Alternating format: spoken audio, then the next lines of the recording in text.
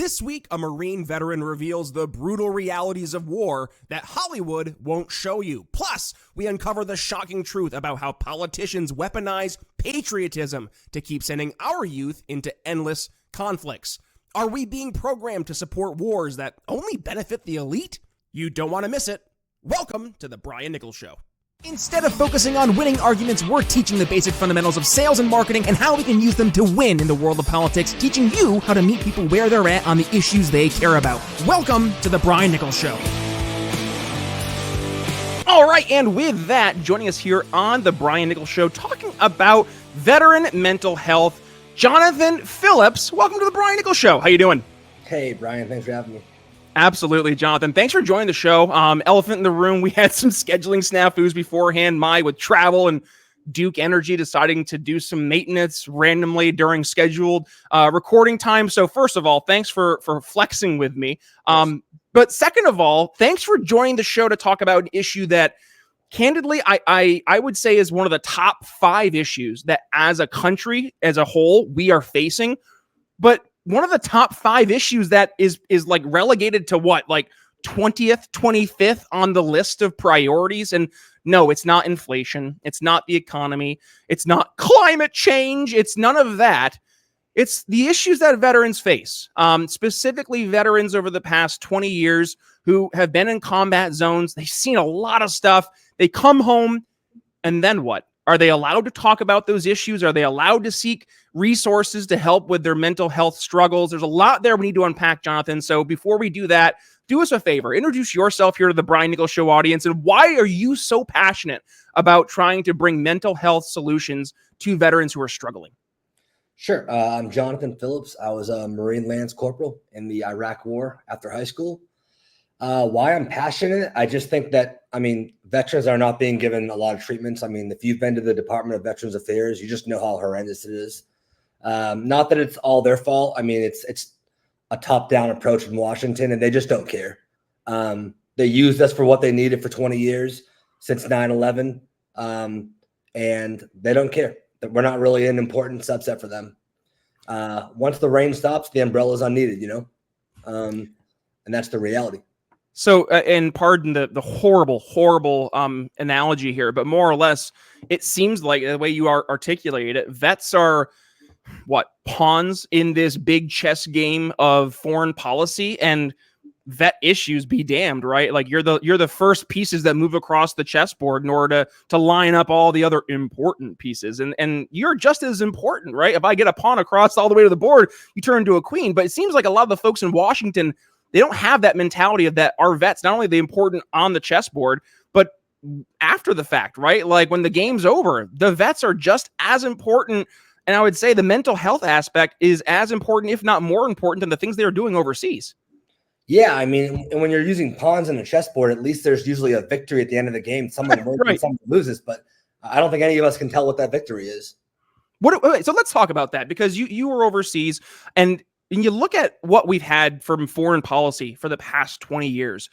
There's a lot of ambiguity in terms of what success looks like. Have we had success? And to your point, do we even measure success? So I guess just from somebody who's been in the armed forces, what do you guys feel success looks like as you're speaking to your superiors? Like what are they articulating to you as this is what victory is versus this is a loss? So in the Iraq War, there was none of that. Wow. We were all 19, 20, 21-year-olds. We're all just looking at each other like this is off. This is all off. Whatever's going on, the American government is playing a game way above our heads, and it has nothing to do with this country. They're playing some way. And I don't think the American government is working for the American people anymore. And that's a dangerous reality. I don't think there's any accountability. They lost $7 trillion the Pentagon admitted to losing in the Iraq War, on top of the price tag of the war, just another $7 trillion. And they kind of just said, whoops, we're not going to account for it. We deal with that, whatever, and we're not going to account for it. And that's kind of the mentality. So there's no accountability. I remember being over there and just being like, this is off. This is way off. It's a mess. It's a chaos. We even knew the Iraqis were never going to take back their country. We were either going to be there forever or leave, and the country was going to descend back into chaos. The local forces didn't even want to fight for it predominantly.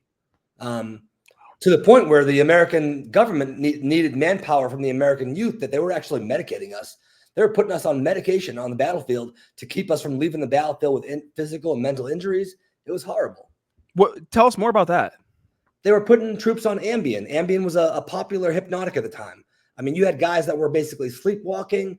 We were walking around like comatose, just not sleeping for months on end. I mean, it was to the point. Yeah, I mean, that was before Washington wanted to usher in the surge campaign, which took them months to even figure out a solution. We were getting decimated in the Iraqi civil war. The Iraqi police, the Iraqi army, they barely ever even wanted to do fighting. I mean, all they wanted was money, and the American government just poured it in there. So you said something earlier, Jonathan. Let's tie this together. You said, I don't think that the U.S. government is really working for us anymore. What do you mean by that? Hey, everyone. Let's talk about the elephant in everybody's room, insurance. Does all that insurance jargon make your head spin? If so, you're not alone. It's tough to make smart decisions about your family's protection when it all sounds like gobbledygook. Well, I recently discovered a company that's changing the insurance game, and that company is called Policy Engineer. These folks are on a mission to make insurance understandable for everyone. They offer free educational webinars, personalized consultations, and easy-to-digest resources to help you become an insurance pro. Here's their approach. They explain, you decide. They'll walk you through your options, answer all of your questions, and empower you to make confident choices about your family's future. Because when you understand your coverage, you can rest easy knowing you made the right decision all along.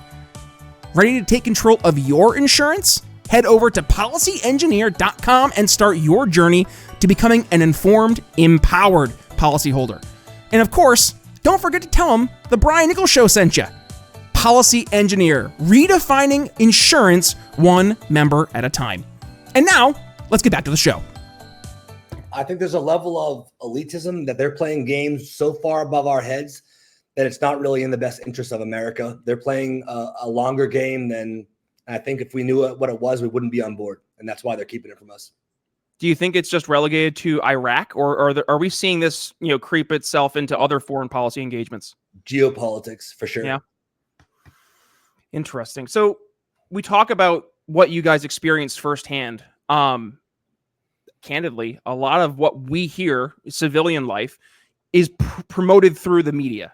Now, with that in mind, there's obviously going to be some rose-colored glasses. So, Jonathan, help us paint the picture, like what we see when we're looking at the television, right, versus what you guys actually experienced, boots on the ground. Where's that discrepancy? And if there is a discrepancy, do you believe it was just a miscommunication or something nefarious? Nah, there's no miscommunication with the elite. They know exactly what they're doing. These aren't stupid people. So a big thing that really causes a lot of shame, I think, for us Iraq guys, and probably Afghanistan too, was when we were overseas, the media would only highlight things that made the American troops look bad. Like, oh, this guy shot someone without provocation, or this guy made a horrible decision. What a psycho. But what they weren't telling people was how the insurgency and Al-Qaeda in Iraq were burning Americans alive. They were capturing Americans at checkpoints and castrating them alive. They won't talk about that stuff. The New York Times barely goes into that. They keep all the nitty-gritty details out of the equation. So the American people are deprived of an imperative context of what's going on the battlefield. So can you imagine what it was like to be an American serviceman, a 19, 20-year-old, being up against an enemy like that? We weren't up against an average enemy by any means. These guys were sick, diabolical. And it forced us to step our game up to such a level that's just, I mean, it's intense. So let me ask a silly question, but like, where are these stories? Why are so many Iraq war veterans silent? Is it like top down? Like, you're not allowed to talk about this? Is it all the trauma and the PTSD keeping people from expressing what they experienced?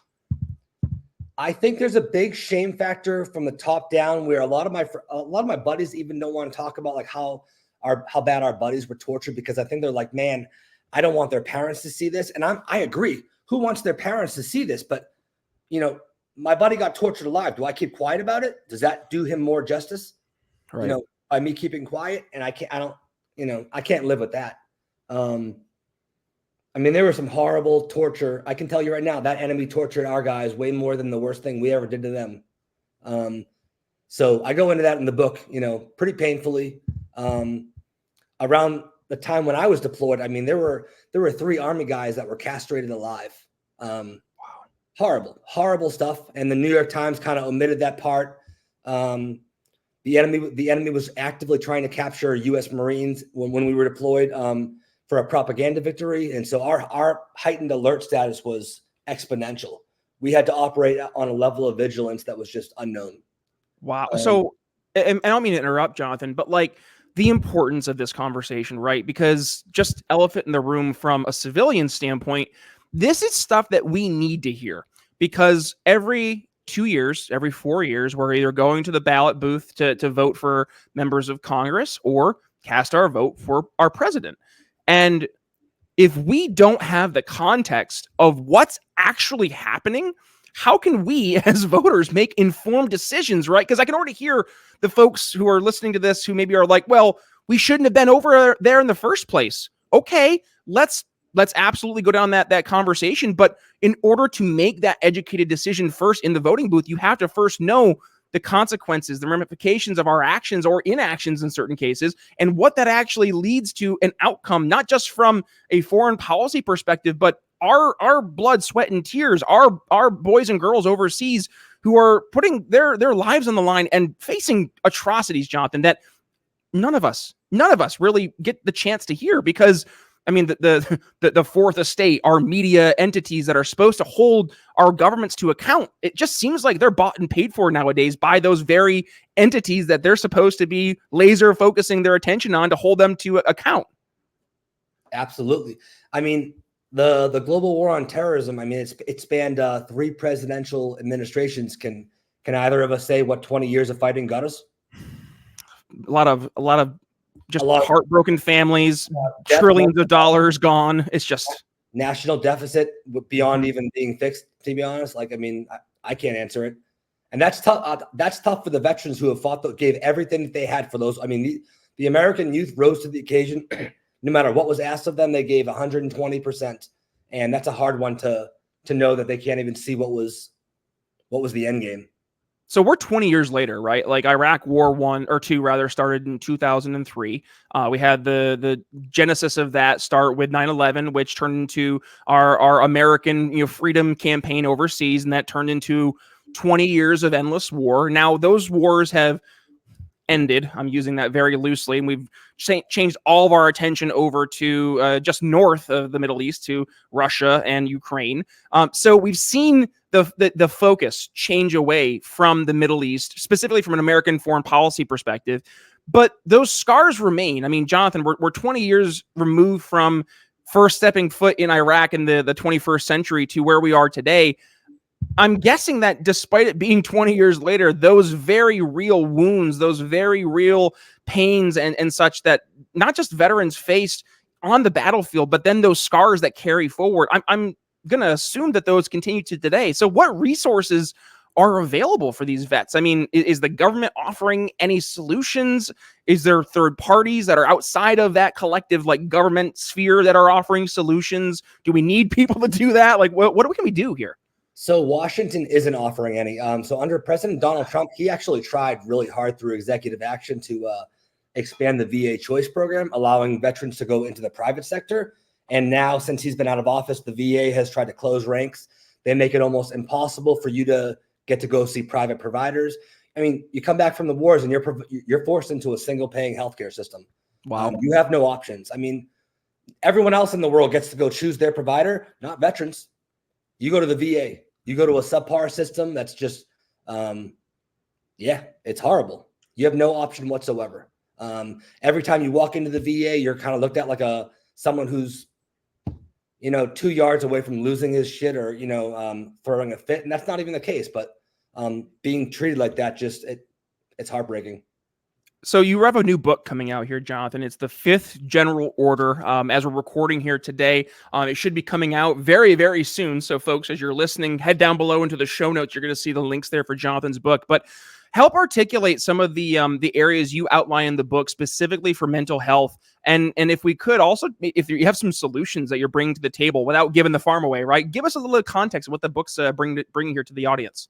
Sure. So the Fifth General Order, as all veterans know, is I shall not leave my post until proper relief, which is what the global war on terror was about. I mean, American youth gave everything they had, never left, never retreated. The book goes into just, first off, we got to reclaim our sovereignty as far as not holding our head down for the Iraq war. I can tell you the politicians who waged that war, they don't feel bad whatsoever, whether it's Dick Cheney or George W. Bush.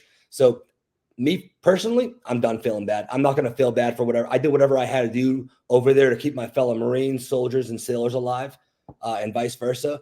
So it's really important that we take that sovereignty back and not hold our heads down. And like we talked earlier, the American people don't even have half the context for what happened over there. So, I mean, no offense, but if you think you're supporting small farms with your coffee choices, think again. Many brands hide behind fancy packaging while sourcing cheap coffee beans. So you need to stop compromising on quality and on ethics. Clockham Craft Coffee was born from a desire for both transparency and excellence in the coffee game. They personally select every bean, ensuring top quality and fair practices. So experience coffee the way it's supposed to be: honest, delicious, and roasted with care. Plus, an exclusive offer for Brian Nichols Show fans. Use code BNS10 for 10% off at clockhamcraft.coffee. Link in the show notes. And now, let's get back to the show. I don't care what a bunch of people think about me that don't even know the context. And other than that, we just got to force Washington to give us the same health care that those politicians who sent us over there get. And that's the only way we're going to be able to prevent future wars, is if we hold, those politicians accountable. And part of that's just not keeping quiet. And this book will be controversial. That's fine with me. I don't care what flack I get, as long as it helps a bunch of guys. And as far as solutions, we got to start, gratitude. We got to step away from the whole victimization. Don't let the VA victimize us, because that hasn't worked out. The suicide rate's just out of control. No, we got to be just grateful. And just the fact that we're alive now to tell these stories, or I'm even here speaking to you, that's gratitude in itself. So that's a huge one.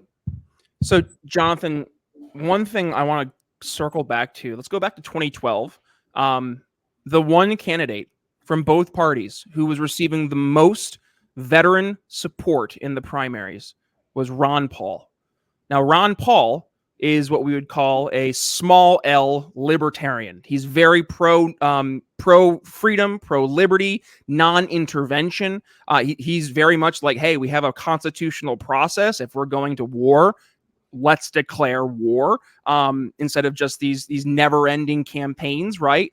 So when I look at someone like Ron Paul and I hear the veteran support, again, the one presidential candidate that had the most vet support across the board, it leads me to believe, and if I'm wrong, tell me, that a lot of veterans look at the foreign conflicts that they themselves were a part of, and they say, why the hell am I doing this? Why the hell are we going overseas and putting our lives, our brothers and sisters' lives on the line to complete this mission? What's the mission? What's the goal? You know what? Let's reevaluate the politicians who are putting us in these positions. Oh, a non-interventionist like Ron Paul, and all of a sudden he gets all this support. So my question, Jonathan, is we see that there is this desire from the veteran community for non-interventionist politicians and elected officials.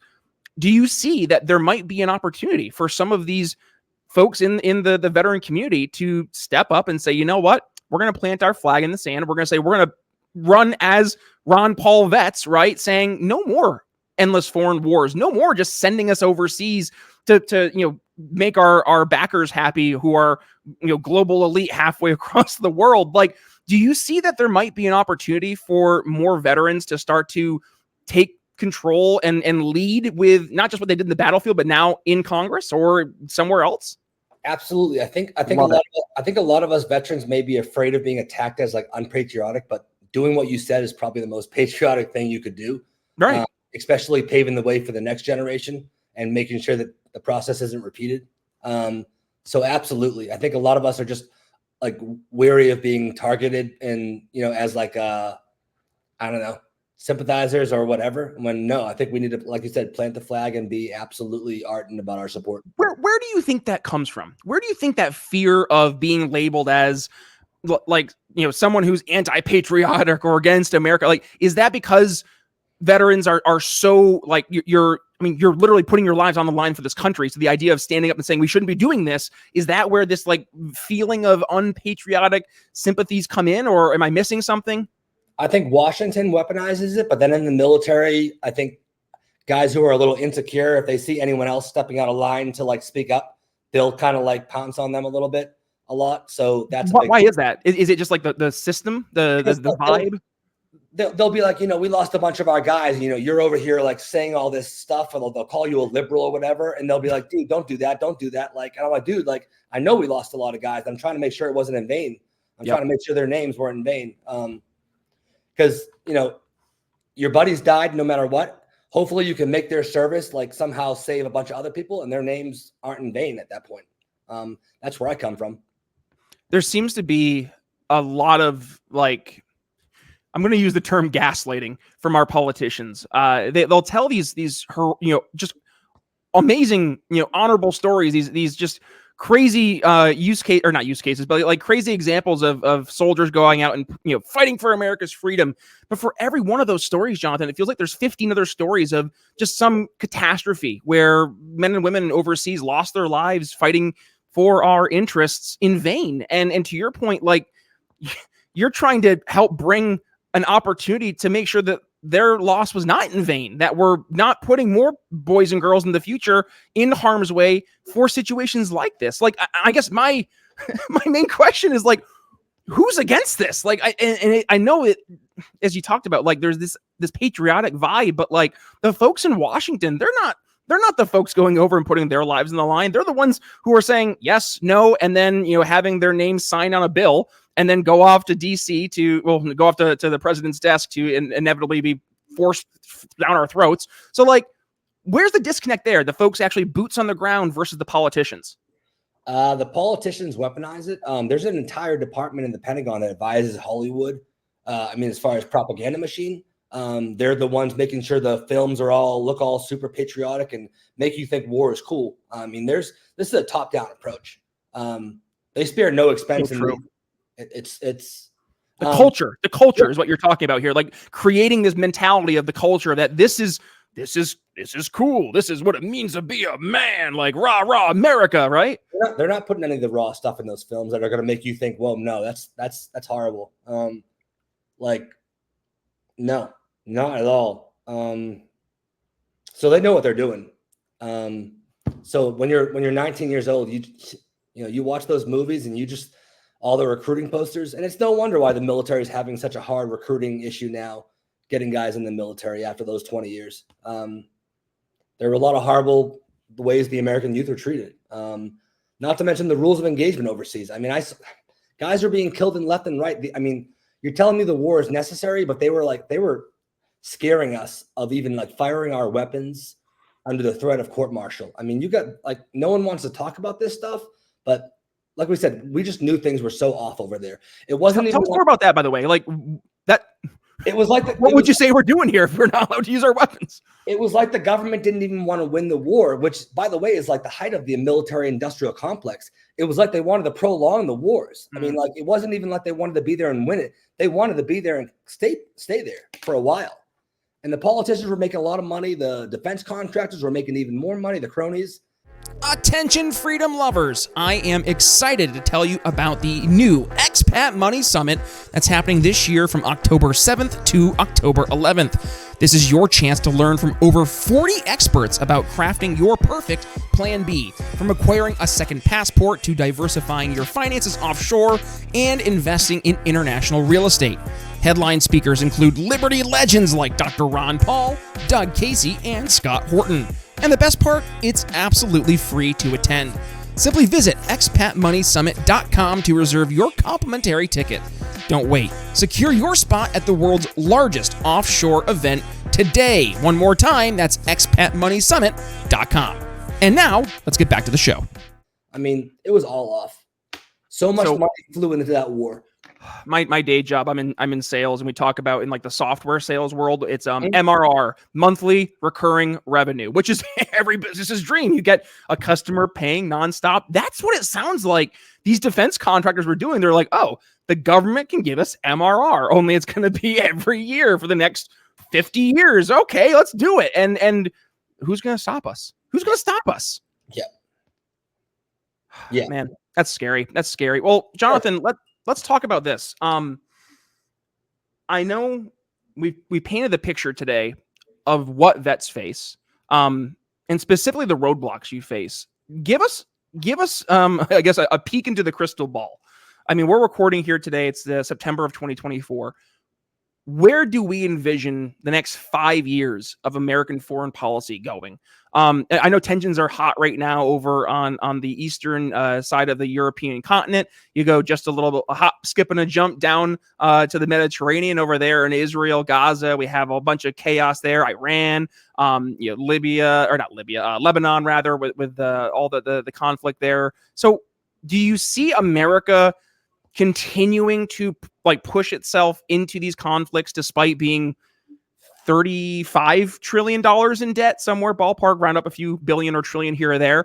Or do you see collectively the country taking a step back as we try to put our own house in order? What do you think?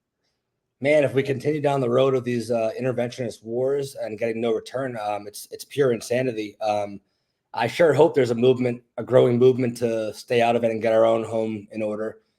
Secure our borders and just allow the American people to feel safe for once. At least get something tangible in return for the middle class who fight these wars. I think the real downside to fighting in all these needless wars is when a legitimate war comes, you don't want to fight it.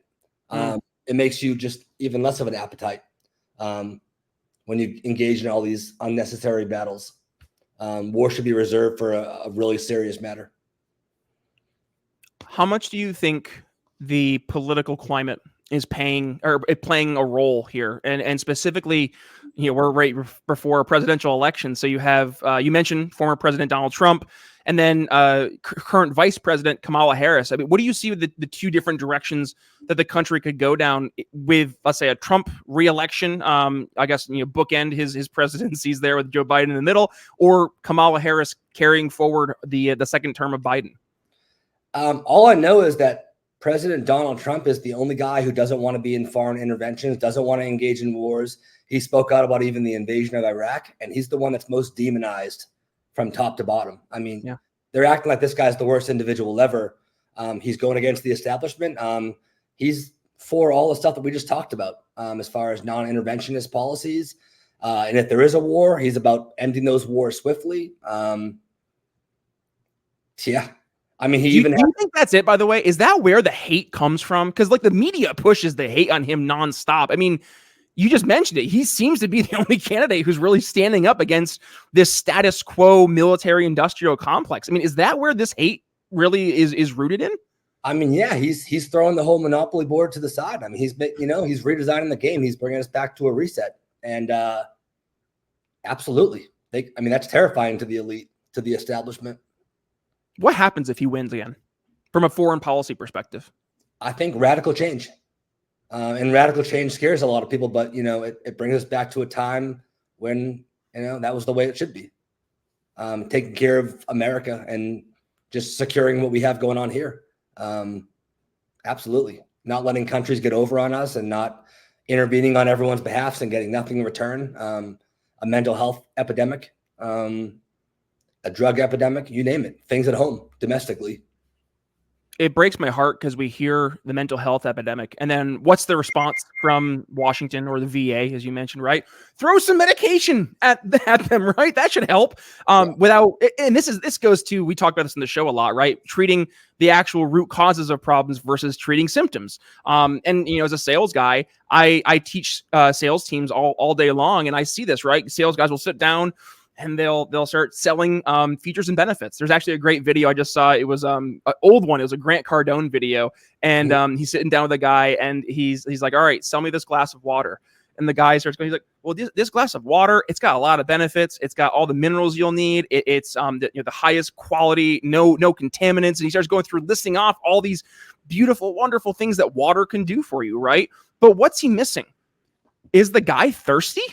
Right? Like, is there a problem being solved with the water? Doesn't matter how great the water is if the guy is swimming in the ocean with a gallon of water right there, right? He's like, whatever, I got some water. I can just scoop it up, and I got a desalinator. Let's have a good old time. Like, in that mindset, right? You look at Washington, and it constantly feels like we have been putting Band-Aids on the problem versus acknowledging the root causes. And you look at Trump, I think you're right, by the way. He's bull in a china shop, breaking the things that have been built up over really since the end of World War II. And I think his doing so is really disrupting the global order, but maybe, Jonathan, in the best of ways. What say you? Absolutely. I mean, he's scaring a lot of people, and sometimes that's what you need. Sometimes the things you don't want to hear, you need to hear. So it might feel easier to believe a lie for a while, but it's not easier in the end. The invoice comes due. Where does this leave us now?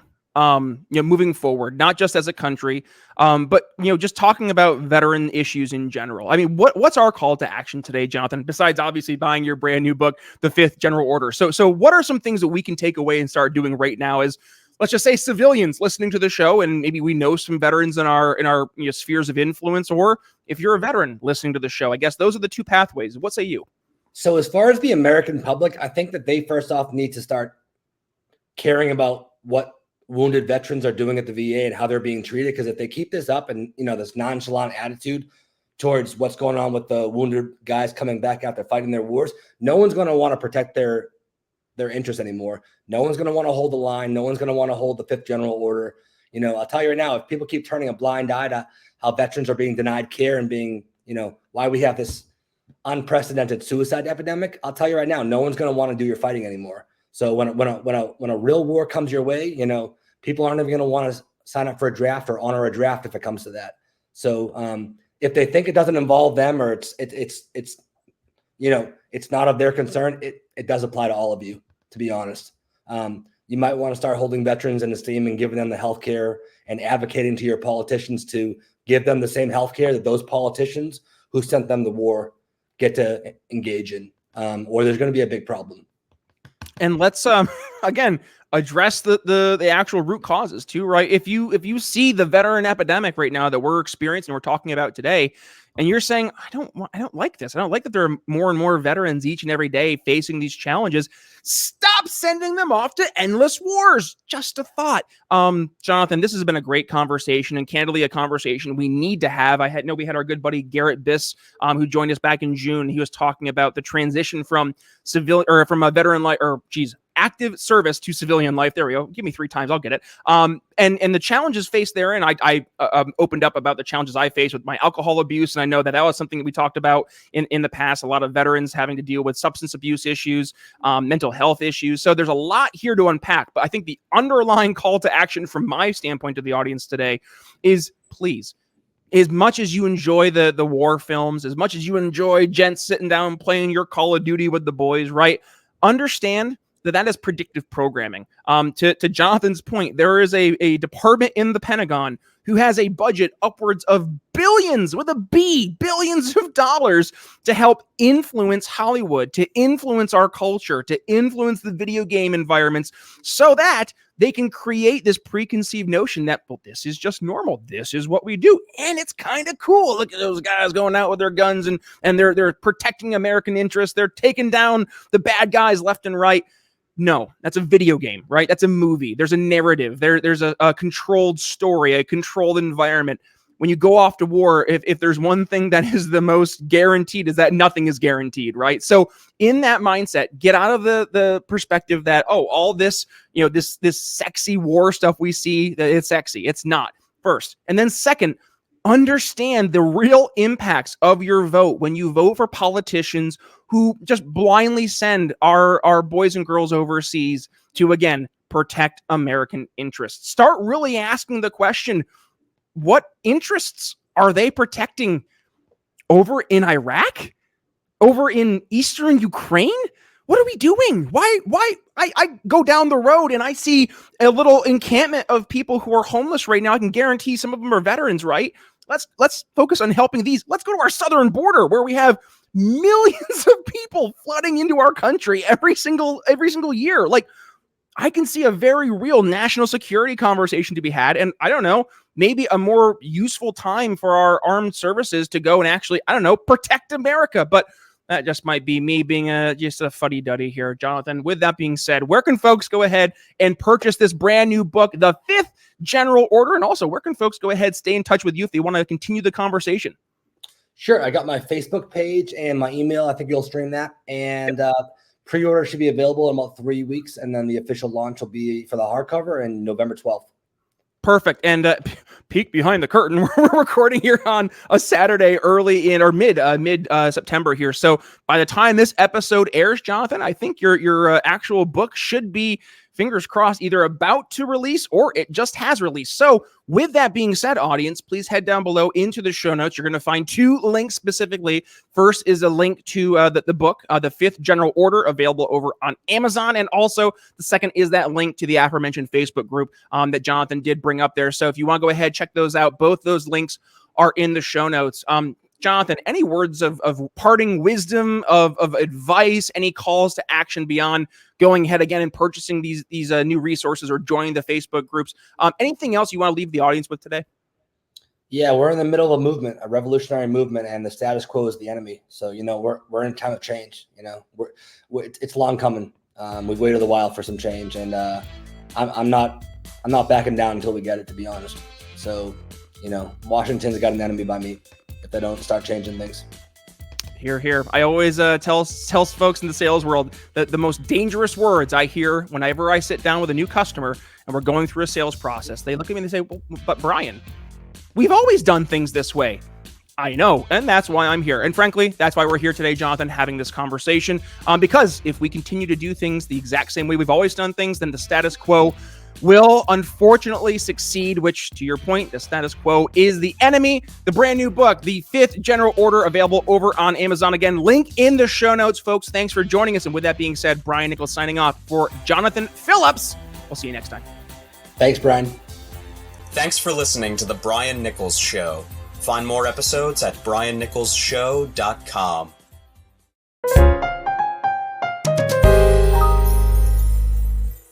Hey folks, I want to take a moment to talk about something that has truly changed my life, and that is Cardio Miracle, our incredible studio sponsor. Now, I'll be honest, when I first heard about Cardio Miracle and their claims about improving heart health, I was skeptical. But after using it for just about 2 months, I was absolutely blown away by the results.